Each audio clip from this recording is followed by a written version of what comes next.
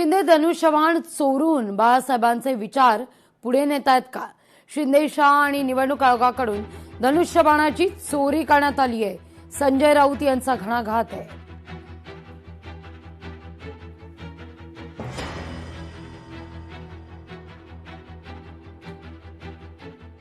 बाळासाहेबांचा विचार काय एकनाथ शिंदे पुढे नेताय? धनुष्यबाण घेऊन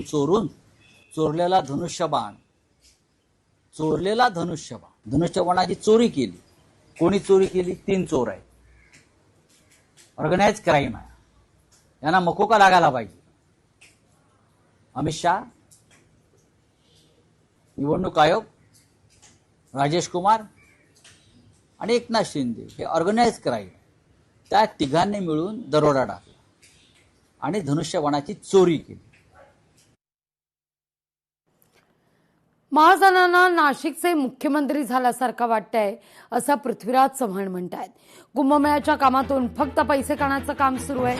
कुंभमेळ्याकरता 35,000 कोटींचं बजेट हे आश्चर्यकारक आहे असं देखील महाजनांवर म्हणत चव्हाण यांनी निशाणा साधलाय.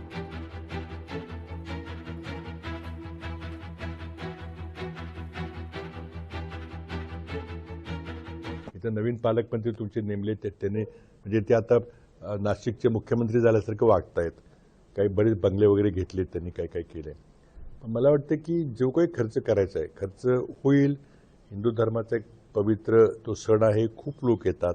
पण वास्तविक असेसमेंट कुणी, वास्तविक प्रोजेक्ट रिपोर्ट कुणी केलाय का? आता जे मी काय बघतोय ते अतिशय शॉकिंग आहे, धक्कादायक आहे. किती लोक येणार आहेत? मागच्या वेळेला काहीतरी 40 लाख लोक एकूण आले होते. आता सरकारचं म्हणणं आहे की 6 कोटी लोक येतील. खरं 6 कोटी येतील का? याचा कोणी अभ्यास केलेला आहे का? केंद्र सरकारने केलेला आहे का? आणि जर 6 कोटी लोक खरंच आले तर एवढा लोड सिव्हिक अम्युनिटीजवर तो झेपेल का? याचा कोणी विचार केलेला दिसत नाही. एन्व्हायरमेंटल इम्पॅक्ट असेसमेंट केलेलं नाही. सोशल इम्पॅक्ट असेसमेंट केलेलं नाही. आणि हा विषय फक्त मला वाटतं पैसे खाण्याचा विषय आहे, टेंडर काढण्याचा विषय आहे.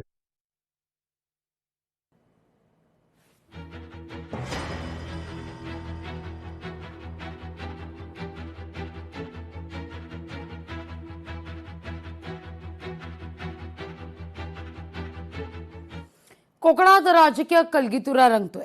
रवींद्र चव्हाणांचा खरा लाभार्थी वैभव नाईक. वैभव नाईकांवर निलेश राणेंचा ट्विट करत आरोप आहे.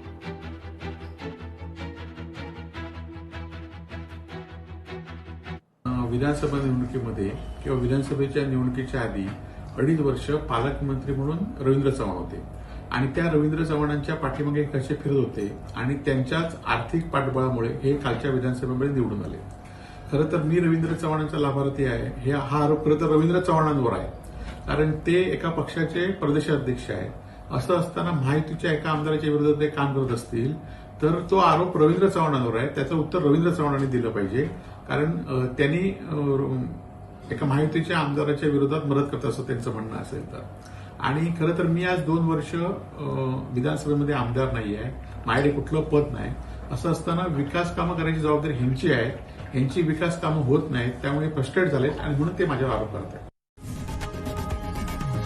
लोकशाही मराठी ऐका, पहा, जागरूक रहा.